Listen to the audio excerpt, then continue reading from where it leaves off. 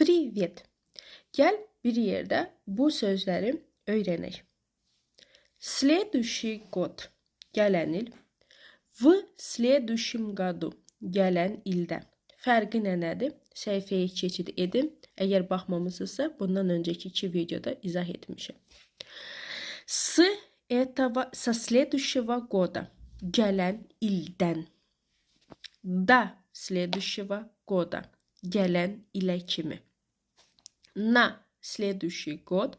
Gələn ilə. İndi isə nümunələr gətir.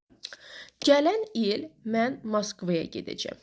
В следующем году я поеду в Москву. Mən bunu gələn ilə planlaşdırıram. Я это планирую на следующий год. Gələn ilə kimi mən ofis açacağım.